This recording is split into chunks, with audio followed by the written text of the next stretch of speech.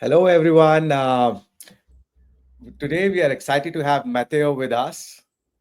He's the founder and director of Genesis Growth, a growth studio focused on helping SaaS startups achieve sustainable growth.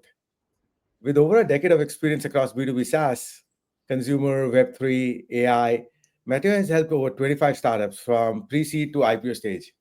He's achieved standout pipeline growth for them through messaging and high converting websites. So, welcome, Matteo. Excited Hey, to have Graham, thanks for having me.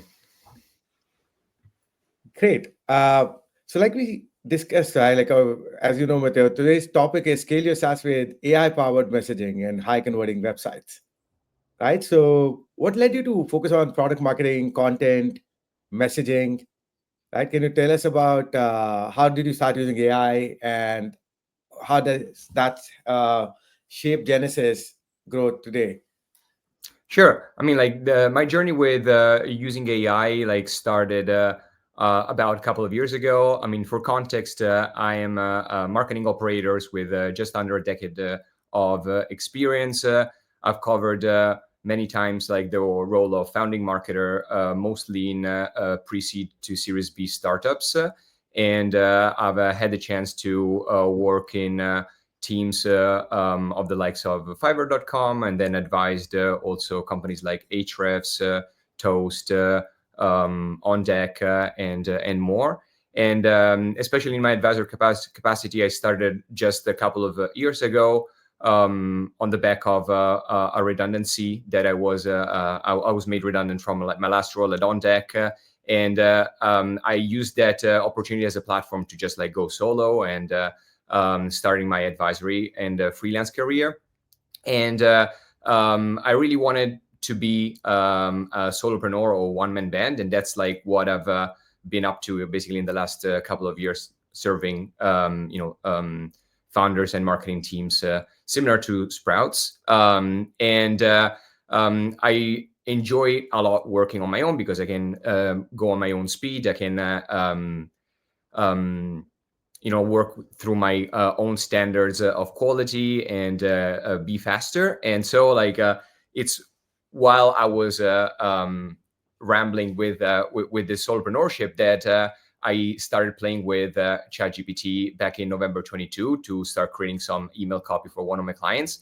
And I just found it was an amazing unlock for me in terms of stretching my personal productivity. And so that was the beginning of really the AI rabbit hole.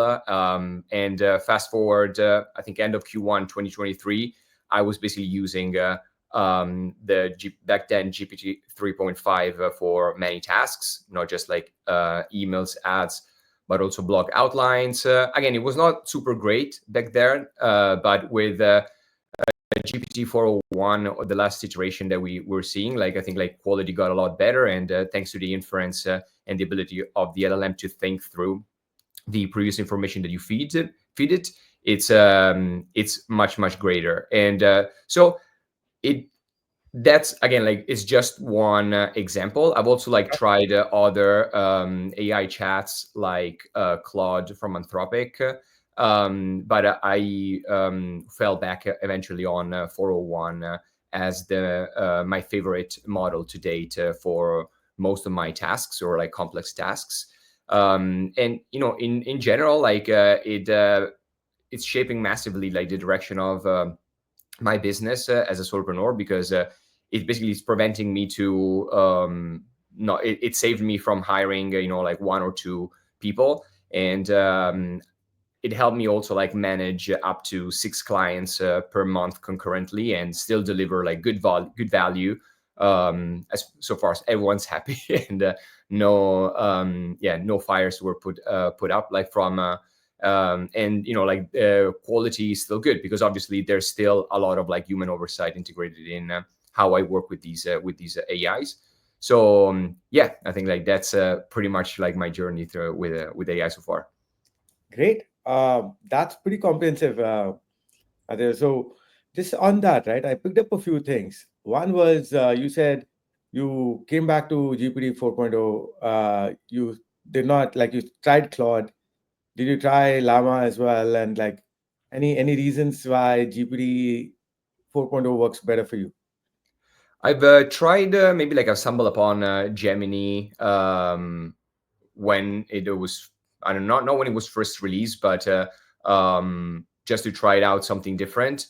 But I think it's like there's definitely like some um, familiarity bias. Like I think when you get used to like a specific UI, like the ChatGPT like was like also the best. But I think like it's obviously like more on the output. Like I really try to also hone on my prompt engineering formats, and like I have a lot of like I played around with a lot of like more structured, less structured formats when it comes to inputting or like playing with the AI chat, and I think the ability also to input or like attach complex um, like formats like a Google Doc or a PowerPoint or an Excel, the ability to scrape also specific websites and quickly get some information in a structured manner. I think like Claude was less able or gave me like the outputs there were a lot less structured or less thoughtful or less comprehensive. Whereas the 401 was clearly the best performing for my tastes. I think there's a lot that comes from both like tastes of the output, like it depends what you need to do with it, and it depends how you prefer it to be structured. But it also depends a lot on the inputs, right? On the prompt that you feed the AI. Right, right. And so, on your website, like you have these playbooks for scaling B2B SaaS growth. Could you share some insights with us, like on AI-led growth workflows which you have used and which have generated results for your customers, right? And the positioning and messaging frameworks using AI? Sure. Yeah. The one about AI workflows. It's something that I've co-authored with another great operator, Marcel Santilli. He's also like a master of AI-led growth workflows, and together on that playbook specifically, we wrote about how you can move from just like using AI or like traditional AI like chats, like interfaces like GPT or again Claude and the likes, and move on to more of like an AI workflow UI, which is basically a workflow, so a set of steps in a predetermined sequence that have I don't know, forks or if clauses, sorry, like different paths, and so you can organize each of these steps to be a specific LLM step, and that can be, for example, I don't know, I can use a perplexity to search a topic, a context on a topic. Then I can use a 4.0 to specifically reformat the perplexity topic and extract only the I don't know, reframe it with the like into an outline of a blog article focusing on specifically one keyword with a keyword like specific search volume. Then you can have another step that takes that outline and turns it into an actual SEO article or a LinkedIn post, and all of that. And Right. so this AI workflows UI is much different, or is like the next step probably of what GTM operations and marketing operations is going to look like, because it helps you leverage different or like multiple LLMs in one interface. So again, you can mix Perplexity with ChatGPT or Claude, and with SaaS like Ahrefs, which is basically are these the layers of these AI workflows. You can get it's not about getting multimodal, but you can customize or codify your own unique processes into these workflows, right? Sure. So Um, if we jump into that, right? Like so mhm. when you're talking about these workflows, which are some of the workflows which have worked the best for you? Yeah, so I'm actually I've been building with Ahrefs for the past month or so, and I have actually like I'm running a webinar with them showcasing those specific workflow next week. But just to give you an example, exactly, I can like you can just input one keyword, which can be, I don't know, a B2B positioning, for example, and then the next step would be use Perplexity to search more context on B2B positioning. What are the latest trends and the best sources with the highest domain authority? And then I can use that context search from Perplexity to then create a LinkedIn post, an X thread, 5X posts, or an SEO article, a newsletter, a LinkedIn carousel, and even go as far as to create prompts to then pass on to other AI generators like Ideogram for images or Synthesia for that is basically an AI avatar. So I can feed specific prompts to Ideogram to create an image to then append to these posts, or create like a video script that will then feed to Synthesia and the AI avatar to then create basically a short video with my personal AI avatar. And this can be done in just a few clicks and at scale for a lot more than just one keyword like B2B positioning. That was our initial example, right? So you could be doing this at scale and run on a spreadsheet like UI, similar to Clay, if you know. Yeah. You have like the keywords, and you can have like each column to be a key workflow, and you can see all the outputs that can also like be easily reviewed by humans for quality assurance. Sure. And no, and this is great. Like, quick question there, right? Like, if everyone can do this, how do you how do you stand out? Which is basically like now everyone can write good messages using AI. Totally. And I think that's a great question. I think it comes down to one or two things. The first is having taste, which comes from the experience of knowing what good and great looks like, right? So like, and again, like maybe it would be harder if you don't have a specific experience into one market or in marketing at all, and you're just starting out. But I think it's something that you can build quickly if you are out there on LinkedIn and just like browse and see what works, and really like builds a list of like top profiles, like the top content types, and all of that. So I think like that's really the one thing that I would look at is really like try to understand like research. Obviously you should be able to do this like specifically around your ICP, your industry, your sector, but really build out a taste profile of what great looks like, because then you can understand, like fill in the gaps as to what incremental you can be better at or different at than other people. But ultimately, originality, there's no such things as originality. Like we're always innovation is always incremental in our age, and so like I think like you just want to build on top of also what's out there. But and another thing, once you have all of these lists of or like inspirations, like the idea is to basically feed this into your Ahrefs through like a knowledge base. You can embed basically all these post templates or writing styles into an Ahrefs knowledge base, which your workflows can then pull from to understand what good looks like and to sound like you, or to basically exactly like just follow some specific guidelines, right? right. But and then like on top of that, like if you are out there and you're already posting and creating content, then you should be relying on what's your best performing content, in terms of like that's what can get you differentiated because it's what is resonating already with your audience. Right, right. No, very interesting.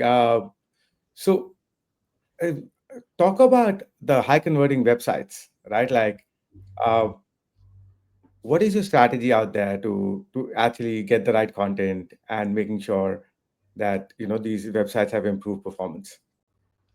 Sure. I mean, in my process, usually when it comes to landing page design or creation, is start from a wireframe. I need to understand first what type of like landing page we're creating. Are we creating like a home page, a product page, a solutions page, or for a persona or for a specific industry? So I'll start to understand what the page type is, and on the back of that, I will then research some best, like good examples of adjacent players as well as competitors to inform what their structures are. But that really is not to benchmark them, but just to get inspiration more on the messaging side, and design references as to what good design components look like. And then ultimately, I try to create like a structure of sections, a low fidelity wireframe with sections that are based off specific components of the messaging framework that I normally use. So messaging framework means, starts with, I normally use the Fletch PMM framework from Anthony Pieri and Robert Kaminsky, which highlights basically, again, like a few the main components, which can be like the persona that we're targeting, their firmographics, or like the company basically that they work at, the the use case that they're trying to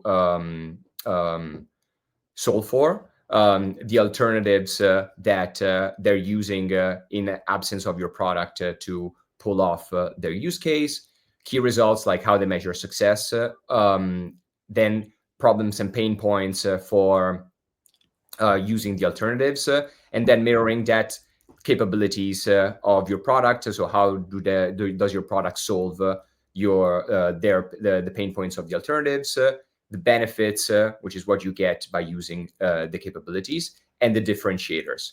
So I try to come up first with all this messaging framework, and then I inject these. I make like basically each section of the wireframe dedicated to one of these components. And it depends obviously on the page type that I mentioned before. But for example, if it's the homepage of an early stage company, I think it's it's key to have the start with the hero section with, for example, really anchored on the capabilities to be descriptive about what your product does and why it's better and who is it for. And then I structure the other pages, the other following sections of the wireframe to in a way that it simulates a little dance that the viewer does, in terms of this is what the product does, and this is why should I trust. So like it's a capabilities, social proof, and then some pain points to empathize, then some more social proof. So it's like it creates it's a storytelling framework. I'm trying to inject a storytelling framework in with with the messaging throughout the landing page, to keep the readers interested, and exactly, it's more like a give and take of what the company or the product does for you, and why should the viewer should keep reading, basically. Sure. No, this is pretty detailed. Thanks for that, Matteo. Sure. Uh, how much time does this whole exercise take? I think, like, the more you do it, the more used to you get to it. So it's pretty fast.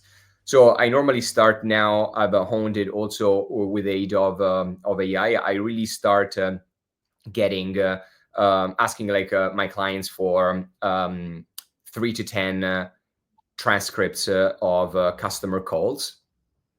from the likes of Gong or Clary and so on and so forth. And I use GPT to mine these calls and extract structured components of the messaging framework that I just told you, and then I basically put them all in a spreadsheet that are all like very cleaned up by, again, type of each of these components. So I can it's very easy for me to then cross check or find patterns that resonate within the whole messaging framework. And I do this also with I do the same analysis with competitors' websites. So that already, it can take just like half an hour really to mine a bunch of like customer calls and run a pretty detailed competitive analysis. And then I basically try to inject each of these into the wireframe that I run on FigJam. I have a few templates now that I've honed with experience, and but no wireframe is really the same. You know, you always need to like tweak it. So like that can take up to, I don't know, half a day. And then you basically like inject again like each of these messaging components into the wireframe, and then you move into copywriting. And that's where I think the key of the time is spent. And because copywriting can get very subjective, and when you do back and forth with the founders or with the VP marketing, that's where I think like most of the time is spent. And that, you know, usually it's up to, you know, a couple of days to 1 week. And then after that, you basically give the low fidelity wireframe with the final, or so almost final copy, to a designer for design. Which with I also provide references for each of these wireframe components as to what good looks like. So again, the designer can more easily understand how to bring it to life, basically. But like, why wouldn't you use AI for design as well? Like, why would you leave that to designers? No. I don't use AI for design. For landing page design, you mean? Yeah. I've used I've used Relume.io for wireframing, but I found it still a bit clunky, and so like I'd rather do it manually on FigJam. And then for the final design, obviously, you know, like whether that's on a Webflow, but I think like it needs to first pass through Figma. So there is like always like a designer, I think, like that needs to kind of like address the wireframe with the branding and with the proper components, especially if they need to create new design components, if that makes sense. Got it. So would it be fair to say like start to finish is like less than 2 weeks? It really depends on a few factors. So one is the decisiveness and the convergence of the founding team, or like my client on what good looks like in terms of copywriting, because that can get dragged on very like a lot very easily. And so like it depends on that. I think in best case scenarios, like I've exactly with the most decisive and converging clients of mine, I think we've resolved in a couple of days for the until we have the design handoff. And then the design handoff, usually it can take like up to a week. That's where I think like a lot of like the time is spent, probably because again, like especially if you need to create new design components, or if you can leverage like the existing ones, it can take up to like a couple of days. But it really depends on the designer. So like, everyone is different as well, and that's also out of my control. But then once the design is finished, you also always have like a final round of copy tweaks, where you probably in context trim down some of the copy and or have the final changes, and then you hand it off to the developer to build it on the CMS, whether that's Webflow or others. And so I would say, you know, like it can get up to like 2 weeks and a half.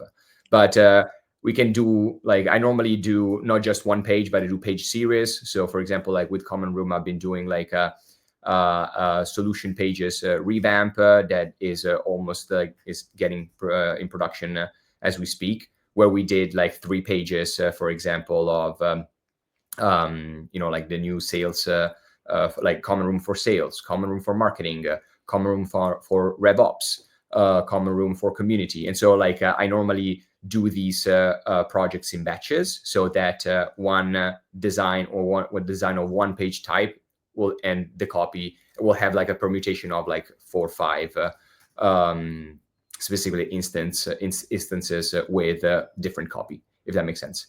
Yeah, no, that makes a ton of sense. But we are 5 minutes left into Okay. the, it's been engaging. Tell me more about the outcomes. So you do this process, you make those things live, and Mhm. like Common Room is obviously a brand, right? Like they've scaled to a level. What are you seeing in terms of like outcomes, like conversion rate increases, like demo signups, like what Yeah, do I mean, I can't speak for common rooms because again, like this is like still in the making. And but I can tell you that I've like earlier this year, I've done a similar project with owner.com, which is another restaurant tech startup, Series B. And I've done for them a competitor hub, where basically we designed a bunch of landing pages for that compared owner to their main competitors like Uber Eats or DoorDash, Toast, and a bunch of others. And um, what we found out is that by deploying these pages, which were very SEO optimized and had a great design and UI, it was very easy for these pages to rank.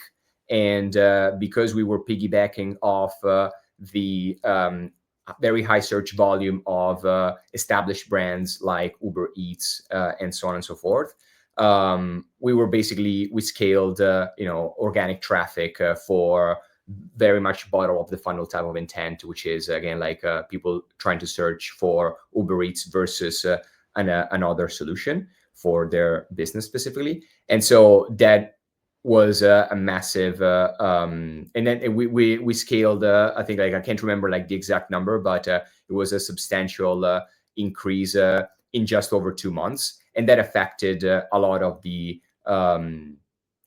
inbound downstream.